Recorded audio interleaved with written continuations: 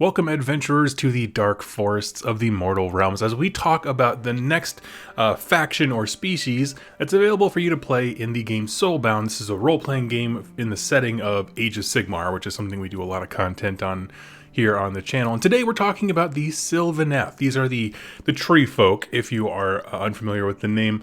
And essentially what we're going to do in this video is we're going to talk about the lore of Sylvaneth as a whole, and then we're going to talk about the different archetypes or classes that come in the base Soulbound book by Cubicle 7. And then we're going to dive into really having a discussion about what they bring to a binding. Like, what does having a Sylvaneth player in your group, what is it good for? And then finish it off by taking a look at a pre-made character that the guys at Cubicle 7 made for us.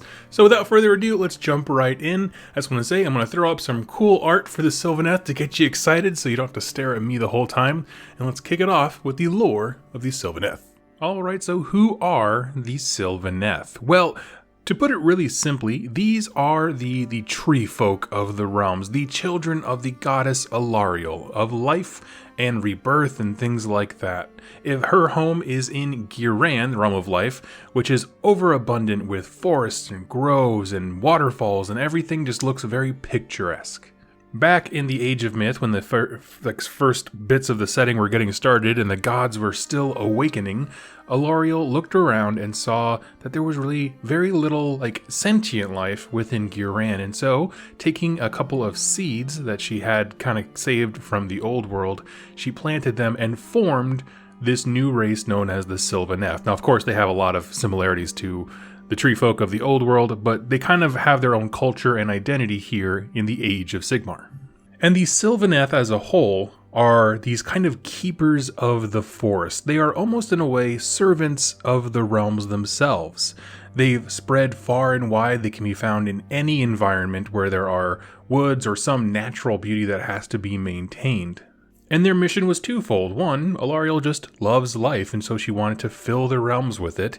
And the second part is that they, in turn, nurture life to thrive. So by having thriving forests, it creates ecosystems for animals and all this kinds of stuff, and so it just kind of multiplied out from there.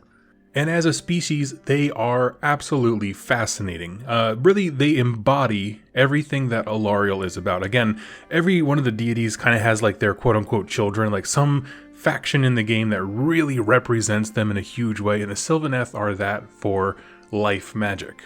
They embody not only the natural aspects of, they're made of trees and they go around and they live in forests, but also the fact that they in themselves embody the ideas of rebirth and renewal. See, life magic, or jade magic as it's often called, is not just about making things grow. It's about the natural life cycle. So Sylvaneth grow, they age, they die, and their seeds basically are taken, planted back in the ground, and they are reborn again. It's this perfect cycle that keeps going. When they are still in the ground, they are tended to by the rest of their war grove, as it's called, and they are basically given an assigned task or role before they're even kind of come out of the ground. Essentially, these seeds, when they're still budding, can be tinkered with. Okay, you're gonna be a dryad, so you're gonna go out and you're basically gonna tend the gardens. Okay, looks like we need a new wizard, so we're gonna form you to grow up to be one of those. Or we need a big warrior. Okay, we're gonna do that. All of those decisions happen to a Sylvaneth's seed, its soul pod, when it's still in the ground. And in this way, one Sylvaneth might actually have been a warrior in a previous life, and maybe a dryad for many more before. Again, there's just this idea of all of them have this sense of rebirth, renewal, and purpose. And they go out to various forests in the realms and just try to foster as much life as possible. And while that sounds very, picturesque and nice and very flowery, the truth is, when needed, they are also the most merciless defenders. If you trespass on their land, into their grove, their area, they are going to strike you with 1, guerrilla tactics, and 2, overwhelming force. This is a species that really is quite isolationist by nature, pun intended. And because they're assigned these very lofty missions of, create more life, make the forest bigger, all those kinds of things from their birth, they don't really have, at least on an individual level, the mental capacity to really bargain with people in the same way. They don't show mercy in the same way that we receive it. Oh, you trespass on my land? You're dead. That's all there is to it. Oh, you're trying to chop down trees to build another village? We're not going to like have a discussion about how we can coexist. We're just going to come in and take the wood right back to the forest. If Alarielle cares, she'll come in and she'll intercede for you. In fact, there's a lot more stories about Sylvaneth being dark and spiteful because of how cruelly the realms have treated like the nature around them instead of being like very nice and polite and flowery. Because this is a group of people who are meant to be caretakers of something, the forest, the woods, nature, all that kind of stuff, but they have watched it go to hell, and they're very angry about it constantly. We'll get to more of that in just a second here, but one note I wanted to kind of touch on was the idea of the spirit song. This is a very important thing to their lore. You see, most factions in the realms don't really have a way to communicate across vast distances. When there are exceptions, it's a huge deal, because it's a massive military advantage as well as just life, right? Everything just works better if you can communicate easier, you can set up defenses, you can call in reinforcements, all that kind of stuff. So while everybody else is using horseback messengers and stuff like that, the Sylvaneth have a unique quirk in their design called the Spirit Song. It is essentially, it literally sounds like a song or like a couple of notes being played in the background. Something you might hear like in Lord of the Rings, like in the background when they're talking to elves and stuff. Just kind of a low chorus of people singing in the background. But through this, they're able to communicate over incredible distances. Like, we can't hear it in the realms, but your Sylvaneth player can. And with that, they're able to deduce things that are going on in the natural environments. If there's a grove nearby where there's more Sylvaneth, they can kind of introduce themselves and their party before they ever step foot within the woods. And it's also used as a call to war, right? If you hear the spirit song of war, that means, hey, everybody within such a range, come to the origin of the song, I'm in danger. And they do respond to this spirit song.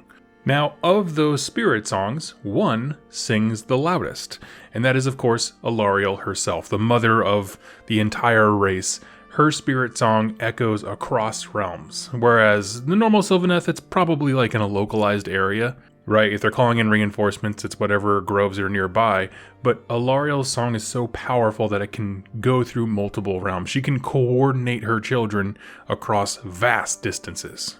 And that's important because Alarielle's spirit song has not always been there. In fact, since the starting of the Age of Sigmar, series of books and campaigns and stuff like that, when it first started, Alarielle was not in the picture at all. During the Age of Chaos, she lost everything. Ghyran, the Realm of Life, started to be assaulted by the forces of the Chaos God Nurgle. Every realm had all the Chaos factions in them, but Nurgle had a specific eye for the Realm of Life, because Nurgle is a god of disease and plague and pestilence, and essentially taking one organism, letting it die so that it festers and gives birth to thousands of organisms, right? So he wants to break things down to like the, viral or microbial level. So it's a lot of rot and ruin and decay. And so he's looking at this realm of just beaming with life, all these kinds of plants and animals and fauna and waterfalls, and he wants to corrupt all of it. After a massive war, which is literally called the War of Life, because the Realm of Life, of course, basically the forces of order just kept getting smashed back. They were just losing ground continuously. If there were any victories, they were either Pyrrhic, meaning it cost way more than it's worth to get them, or they just didn't get a whole lot for them, period. Everything was always a retreating maneuver back and back and back and back, until Alarielle basically broke. She fell into a deep depression about the state of her realm, and she went and hid in a little pocket realm called Athelweird, and she basically just hung out there, and she left all of the Sylvaneth out to scatter, try to survive, fend for themselves in a deal like that. Meanwhile, the forces of Nurgle had consumed most of Ghyran. It wasn't like entirely conquered. There are some places that never felt the plague god's touch, but for the most part, Nurgle won. That was until Sigmar, sending some Stormcast Eternals into Ghyran to try and find Alarielle, stumbled upon her and basically brought her out of this depression into her war aspect, where she is now super mean, super rad, and she's using the spirit song to rally all of her children again back to war. And with that, with her rallying them and calling out to them and kind of giving them hope and a chance to fight, Actually, the number of Sylvaneth in the realms has exploded because their groves are now just overwhelming. They're all like ready for this call to action to do stuff. Hey Wargamers, I want to introduce you to a sweet game called Runelords. This is an awesome tabletop strategy game that allows you to use any models that you own to create epic skirmish battles. In Runelords, players take control of mighty heroes and lowly grunts, and they use a variety of tactics to sabotage their opponents. Everything from the sword and shield, bow and arrow, magic, traps, poisons, toxins, all kinds of cool stuff. To put it bluntly, to a lot of the people who watch my channel, think of it as a cross between Warhammer Underworlds and Warcry, where you have the clarity of movement when it comes to the moving through hexes and things like that, with the myriad of status effects that can be found in, say, Underworlds, applied to a skirmish level combat system with a lot of open world to move around in and terrain to use to your advantage, like you have in Warcry. Now, one of the things I love about this game, not only can you use whatever models you have, but it also comes with a dedicated single-player mode. Now, I don't mean a mode like some kind of add-on or something like that, expansions for existing two-player games, but what I mean by a dedicated solo play mode is that all the characters and types of units in this game have behaviors, preferred enemies that they want to target, and ways that they conduct themselves to make every gaming experience unique. The awesome folks at Red Gin Studios sent me a copy, and I was actually able to play it right here on my table, or actually my desk, with my Untamed Beast and Iron Golems from my Warcry set, and I had an absolute blast. Probably the best part was laying traps on the bridge, because I know there's going to funnel enemies and that kind of stuff, because I had a disadvantage with fewer models. So if you are interested at all, go ahead and check out the description down below. You'll see the link to their Kickstarter. It's a very cheap, simple game to bring to life models you already own. With that out of the way, let's get back to the episode. Now I want to transition here to talking a little bit about them becoming soulbound as we kind of move from the general lore over to the archetypes. Essentially, it made pretty clear no Sylvaneth want to become soulbound, because to do that is to, one, when you kind of bind your soul with the souls of other mortals, they lose their ability to be replanted, reborn, and renewed. So it is, for them, a true death that didn't have to exist. Now, of course, there's other ways for Sylvaneth to die. They don't always come back. Now, their seeds could be crushed. They could be, kind of corrupted by chaos or something like that. There's a myriad of ways, but it kind of breaks their natural life cycle as they see it, which is a really big deal, because again, remember I said they embody that aspect of the magic surrounding them. However, there are some jobs that just, Alarielle understands, I need one of my people there, right? There are just some tasks and some adventures that have to be gone on that require something that I can bring to the table, and of course the Sylvaneth are her, ace in the hole. So she will go to one of her groves and ask, I need someone to become a soulbound, and someone will volunteer because they can't really resist her. They understand that if she's asking, it just needs to be done and there's no real question about it. And so they perceive it, the other Sylvaneth perceive it as a very solemn, grim duty, right? You're exchanging this beautiful life of renewal and rebirth, and you're taking on mortality. And it's just such a dark idea. However, for the Sylvaneth that does do this, something very interesting happens. They are essentially freed. See, that not programming, but I guess disposition that they are designed with when they are still a soul pod in the ground, that is essentially broken. They become much more of an independent agent. They're able to travel now, see the realms, try to get a real understanding, because empathy is not really in the Sylvaneth worldview, so to speak, but when you take one individually and show them the world, all of a sudden they can begin to understand emotions and motivations of other races. So they actually become quite, opened up and enlightened and quite intelligent. But that's one of those things that you can't go back to your grove and explain. They're still locked in their quote-unquote programming. They're still locked in their ways, hidden from the world, sheltered from all the different realities. And so it's kind of a twofer, right? On one hand, they bear the burden of mortality like the rest of us, but at the flip side of it, they are now also experiencing life to the fullest like the rest of us. With that said, we're going to move into the different classes or archetypes that you can play as. There are 3 for the Sylvaneth, and they're all very, very different. And we're going to kick it off by talking about the Branch Witch.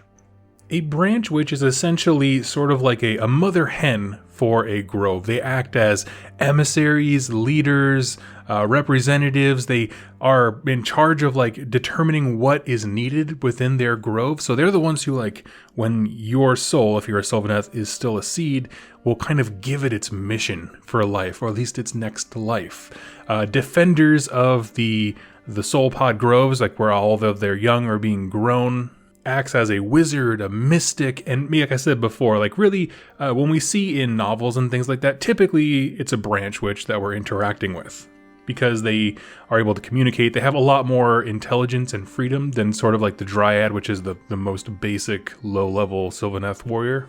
Among the Sylvaneth, they are infamously quick to anger. They are very aggressive, they're very territorial and spiteful, so if something does trespass, this is probably the voice within that war grove that's going to be like, we should go attack them right now! And when they become soulbound, essentially Alariel reaches out to them and says, like, yo, your mission hasn't changed. Instead of defending a single war grove, I'm sending you out because you need to protect life abroad, right? Just protect life amongst the realms. And that's kind of how it's perceived, even though they still don't like the grim honor of becoming soulbound. That's the kind of intent that Alariel sends them out with. Now, if you haven't been able to keep up with it, essentially these are the wizard style class. They have a 4 in mind, 2 in body, and 2 in soul when it comes to their stats, as well as channeling being their core skill. And of course their magic comes from the Jade set of magic, which is the Realm of Life. Now, next up, we have the Khornoth Hunter. This is a very wild and free spirit that Alariel uses to kind of act as a scout and heavy warrior for her groves. Essentially, these are a super independent Sylvaneth, like before ever taking on any kind of soulbound promise or whatever, and they're going to go out and scout and kind of take a look at what the forces of chaos or destruction or death are doing. And they're essentially trying to like come up with a game plan of like, I know how to fight this enemy. They go on several hunts trying to find information or specific prey who have trespassed before. And honestly, like these are the premier hunters and warriors of the Sylvaneth race. Each of these Khornoth hunters possess some of the wrath and fury of the hunter god known as Khornoth. Of course, that's their name. They're Khornoth hunters. It's from a deity known as Khornoth. And this is one of the few examples of species who are worshipping multiple deities. There's Alariel, goddess of life, and Khornoth, god of the hunt. And honestly, I think it's that kind of like interaction where because they worship the god of the hunt, that's what drives them out of the groves to go explore and kind of pull away a bit. Their spirits are calm and stoic, have a very fatalistic attitude towards anything they go into. So it's like, if we die, we die, but we have to defend this area. Now, because they are kind of more far-reaching than individual groves, and they've seen the outside world a bit more, still kind of watching from the shadows, they tend to be Alariel's first choice when it comes to Soulbound. Because if you just need some muscle and someone who understands, what the forces of life can bring, a Khornoth Hunter is a fantastic choice. And if you haven't quite picked it out yet, these are the warrior class, and they come in a few different kind of modes, if you will. They can do everything from like using bows, swords. They have a scythe, which is super cool. And again, yeah, they're all about combat in whatever arena you like to fight with. And lastly are the tree revenants. These are the sort of basic foot soldier for each grove. So you have like your worker class, like the dryads, and then your lowest of the warrior classes is these tree revenants. They tend to be rather like, somber beings, very stoic, ready for war and that kind of stuff. And one thing that's really emphasized in their entry is that they specifically communicate to later generations of their soul pod very well. But what I mean by that is, we mentioned before how Sylvaneth go through this cycle of rebirth and death and regrowth and all this kinds of stuff, and it's the same seed. If you replant the seed, the spirit basically comes back. Well, the unique thing about the tree revenants is their memory. They have bits and bobs of memory that pass over from generation to generation, which means, to put it all very simply, when a tree revenant goes to war now, they will have memories of facing similar threats or being in similar positions that may have happened centuries ago. It's that like ancestral, martial memory going through their lineage of their war growth. And that makes for an incredibly deadly warrior. Because then next level things like guile and, just having seen situations play out before really make for fantastic warriors. Planners, guerrilla, attack strategists, all this kinds of stuff. They're also very attuned to what's called the realm routes, which is essentially shortcuts. Shortcuts through the realms of like hidden passageways and things like that others may not know about. Alariel knows about little underground tunnels and ferryways and all these kinds of cool things. And the tree revenants are able to pass through them pretty much effortlessly. Again, all the memories of the previous generations that established those shortcuts are in them. So if you need a guy who can teleport around, basically, it's kind of what it comes down to. And they're able to do that really without sacrificing much in the way of martial strength. So he's just another warrior variant of the Khornoth hunter, but he's not beholden to Khornoth. They have some different skills and talents that makes the Khornoth hunter a bit more of a utility warrior. He can kind of fight in any style, whether it's bow, sword, or whatever, whereas the Tree Revenant is much more up close and personal, although he cannot take a hit very well at all, I will warn you. And with the 3 classes all explored, let's talk about what do Sylvaneth bring to a binding. What are some of the universal things that they have? Well, first of all, if you go with the Branch Witch, I will say that the Jade magic spell lore is fantastic. There's just a lot of great utilities there. One of them, or a few of them actually, are in some ways nourishing to your entire party. For example, Nourishment is the name of a spell, and essentially you conjure up a forest that has bountiful fruits and foods, and your party gets a chance to fully rest and recover. Other things are great because they shoot vines from underground and ensnare your opponents. Shield of Thorns will create a wall of these thick, jagged briars, and so if they try to attack you, they get hurt, kind of a thing, to kind of act as a defensive maneuver. They also have Whisper of the Wind, which is quite frankly one of my favorites because it's really kind of putting into that spirit song aspect where you commune with nature to learn of recent events. And so basically you cast the spell, you can ask the GM one question, which they must answer truthfully about what has happened in your zone and the surrounding areas within the last couple of days. So if you're playing something that's kind of mystery focused, that's a really cool way to get some clues. For the Khornoth hunter, like I said, he really is a fantastic bruiser. He essentially comes with core skills of either ballistic or weapon. So if you want him to be the bow-focused one, he can be a fantastic shooting class because he's basically hurling arrows the size of tree branches, or he can go in there and start swinging like a madman.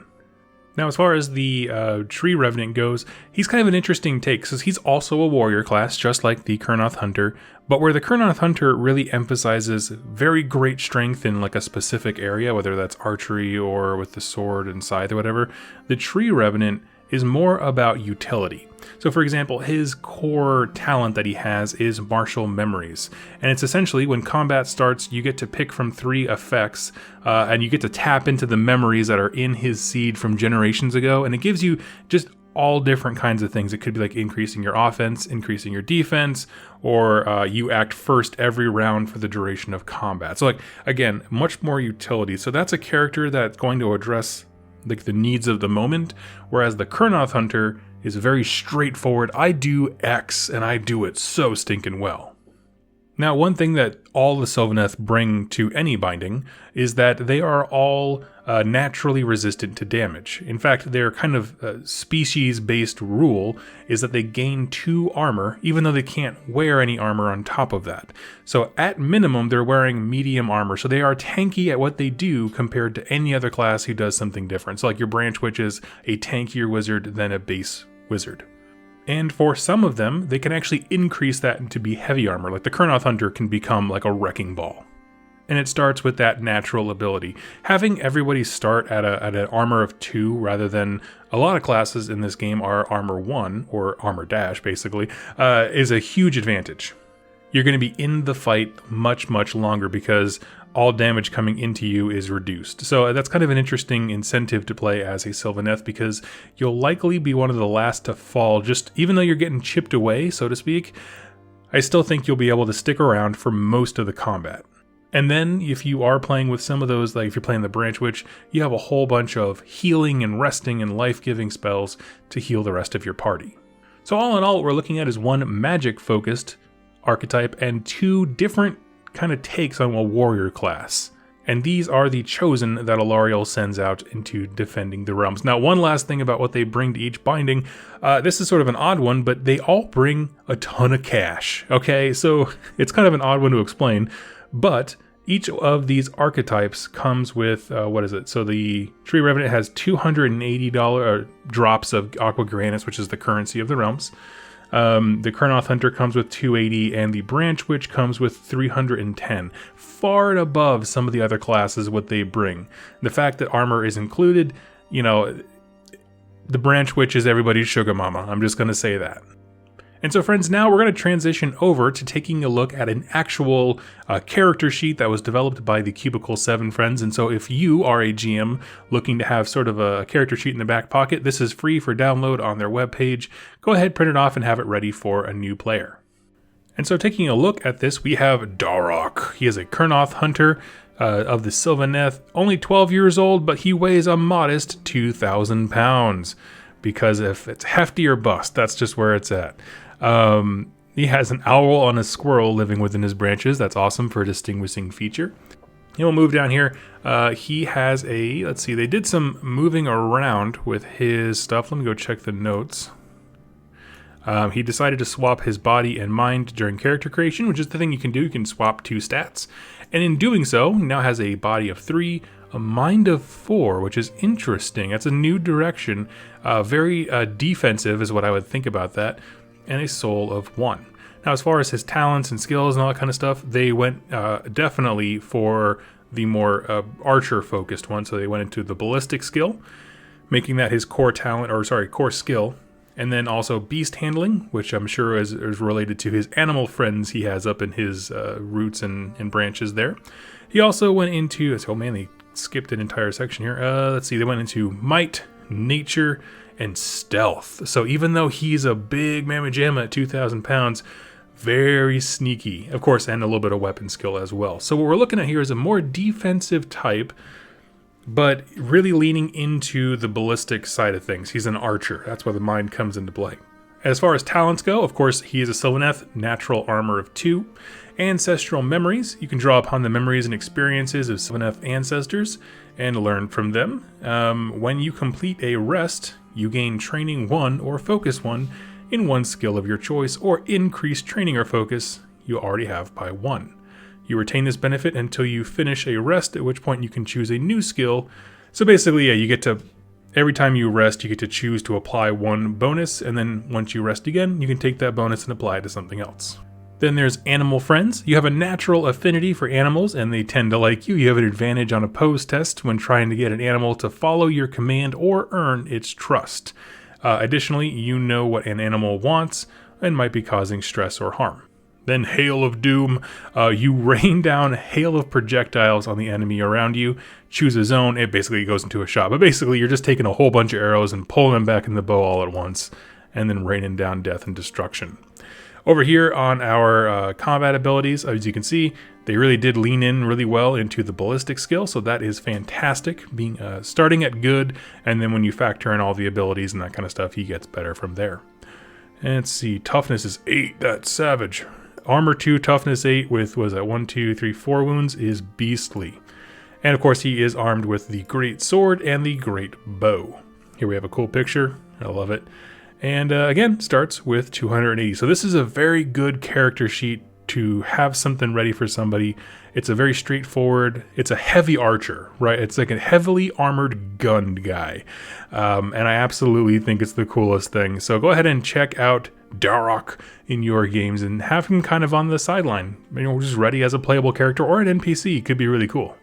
So Soulbound, I hope that was helpful for you and help kind of getting your mind wrapped around a very unique class within the setting of Age of Sigmar. They have their own background, their own belief systems. It's very it's very open. You can really write whatever you want, and I love that about the Sylvaneth. So go ahead, let me know in the comments below, what is your character like? What were their motivations and things like that? I love to read that kind of stuff. So go ahead, let me know, and I will catch you there. Happy adventuring.